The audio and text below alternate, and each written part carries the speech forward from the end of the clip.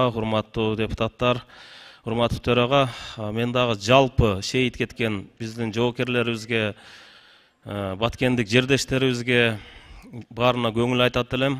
Ошонун арасында биз ошол жерге барганда, урматтуу төрага, былтыркы Баткен окуясында болгон окуядан кийин ошол жерде МЧСке топтолгон элдердин жардамы боюнча сурап отчет алышыбыз керек. Элдерде бир топ ошол жерде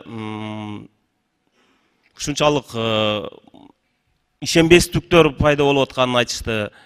Мына бүгүнкү күнү жалпы кыргыз элине баарына терең ыраазычылык билгизем. Бардыгы колунан келгенин бардыгы жашына карабай, карысына карабай баары ушул жерде акчасын топтоп берип атат.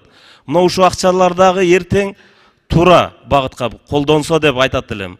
Ошоларды бардыгын бул жерге алып келип эртең отчетун бере тургандай кылышыбыз керек. Топтоп берет экенбиз, аягын чыкпай калып атат. Ошол жердеги жергиликтүү Лейлек жерине барганда ошол жердеги элдер айтып атат. Былтыркы топтолгон 500 миллиондун 5-тиын дагы биз бир жерден көргөн жокпуз депчи. Мына ушулар боюнча толук маалымат алыш керек. Элдердин ошол жерде күндө бала чакасын ар жака көтөрүп качып жүрүшөт. Ошолардын суранычы бизге ачкадан да калбайбыз. Бизге эң биринчи кооптуу жайларга ошол жерге техникаларды алып келип, биздин солдаттарыбызды бардык ок дарысы менен камсыздап, ошол жерде бизди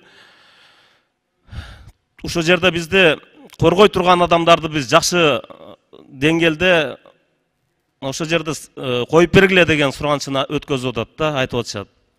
Урматтуу төрага ушуну сөз түрдө көңүл буруп, отчетторун алалы. Рахмат. Рахмат.